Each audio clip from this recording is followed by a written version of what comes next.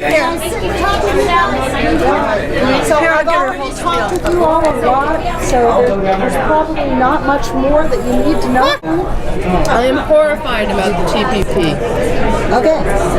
So wonderful. You want to know where I stand on it? Yeah. All right. Well, first of all, I think the TPP is a bad deal. It was done in secret. It was rushed through, and the American people need to know what was in it before. I don't like the way that it was created. I don't like what's happened, and from what we know of it, it was modeled after NAFTA. We expect that it's going to take American jobs, take them offshore, out of our country, and it's going to put downward pressure on wages here, and it's going to hurt our environmental laws.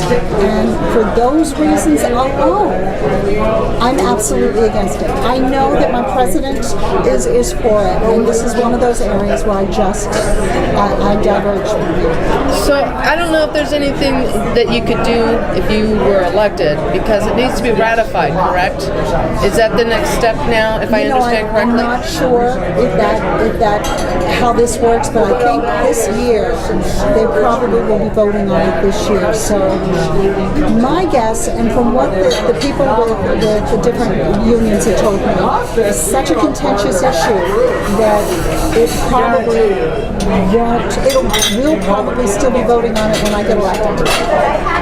So I thought it already got voted on, and the president already signed on to it, and now it has to be ratified within 2 years. Right. Am I right on that? I think you're right, but I don't Would you know have exactly any influence in that process, or is it only the president? I can't. I don't think it's fuzzy on it. I think it would be Congress. All right. I think it would be the So House and whoever Senate. we send there is We'll going to have- be yes, really absolutely. important. So the union folks have told me that definitely this is something that's going to be a long-running thing. It's not a done deal yet, and it's very contentious. So I was just interviewed by one union today, and they want to know how I would vote on it. So it still has to be approved by Congress. It still has to be approved by Congress? I don't know what the process is right now. I read that it was signed. It's been signed, but that's signed by the negotiator.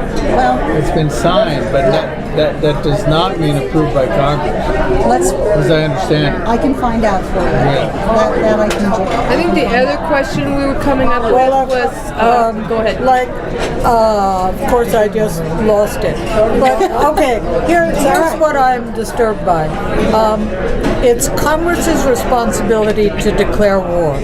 We have never declared a war since World War II. We've never. The Korean War was a police action. Vietnam was not declared. But we've been in war. But we've been in war since since I was born, just about 1943. We've been at war. So what I want to know is, as a congressperson, the only person I heard oppose the Afghanistan war in 2001 was Barbara Lee, and I want to know how would you feel about voting authorizing the president. He doesn't to go to war when it's Congress.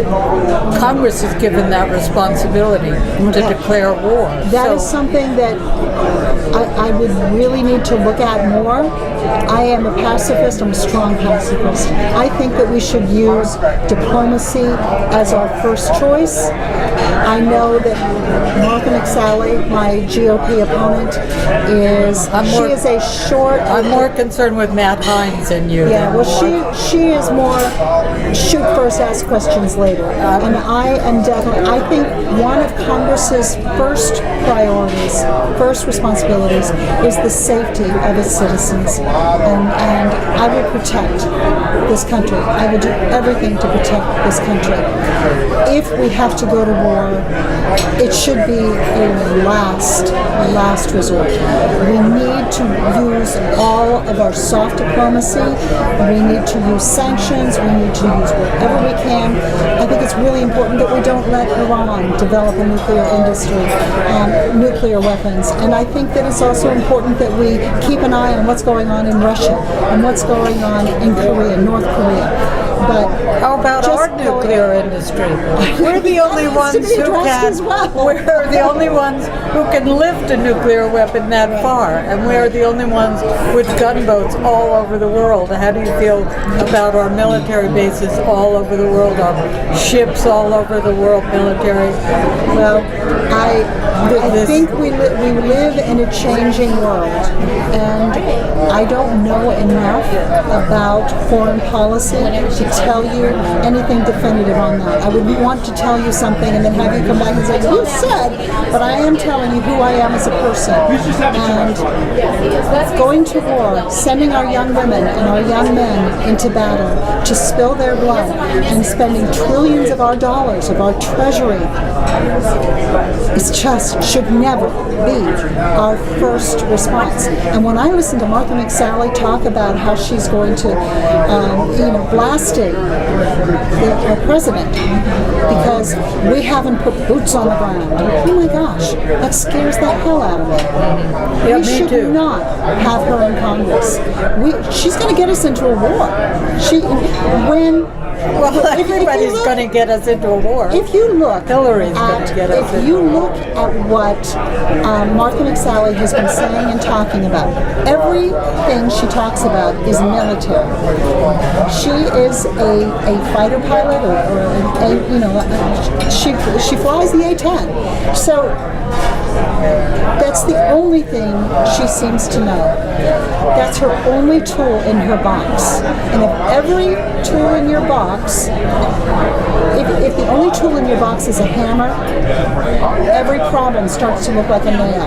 If the only tool in your box is a bomb, then guess what? Thank you. Well, I know I'm not voting for Martha McSally. It's am I voting for you or Matt Hine? Or Matt, yes. Yeah. Well, I I can't speak for him. But maybe this plate could go. Okay, on single payer I'm still working on everything. Would you?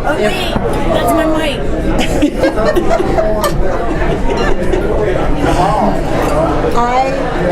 My doctor is a strong advocate for single payer, for universal health care, and I think it's a great idea. I would love to see that happen. I don't think we're going to see it immediately, No. but I would love to see that happen. I think that it can eventually happen, but we need to make some serious changes in Congress first. Okay. We really do. Because even if Bernie is president and this great idea happens, if the Congress fights him every step of the way, then we're in trouble. But you would be with Bernie on this, Absolutely. working towards it. Absolutely. So how do you feel about fracking? I grew up along the Allegheny River in the Appalachian Mountains. And I remember just being a little girl in the back seat with my family. There was 6 of us and driving along the roads and seeing coal mines, strip mining, and mountaintop removal. Now I hear that people in that same area are fracking. So now the water is in trouble. And it breaks my heart. I cried then, and it still can bring me to tears when I think of what's happening. And to know that Martha McSally has voted against keeping uranium mining out of the Grand Canyon area. She has made so many bad environmental votes, and she has put her name on a bill that is about making the Chiricahua National Monument a park, and that's a wonderful thing. So she does one good thing over here that, by the way, does not bring any money to the budget of that park, but with the other hand, it's don't look over here while I'm doing all these horrible things that really hurt our air and our water and our land. And she has made so many bad environmental votes. It's heartbreaking. It Do really you think is. you'd be stronger than Matt on environmental issues, or you can't speak to that? You know what? I don't know how Matt talks about that. Okay. But I'm Native American, and this is my heart and soul. This is my mother. Okay. Okay. This is my mother. Okay. Okay. Sacred bond. Okay. And, you know, so every night I look up at Grandmother Moon, and Okay. every morning I greet Grandfather's son. These are important things to me. Okay. And then for me, that's another reason I hate war. I mean, talk about destroying the earth. Talk about destroying. I mean, the Middle East is the earth. I know. You know, and we are all one. And so I guess that's I guess that's almost my biggest issue. Right. That I just can't take it anymore. I cannot take the murder, the mayhem, the chaos. And I think that the United States, we are the overwhelming military power in the world. You've got such a beautiful heart. Thank you. Thank you for what you're doing. Thank you. We need more activists like you. We need more people with their heart out there. I am going to be 60 this year.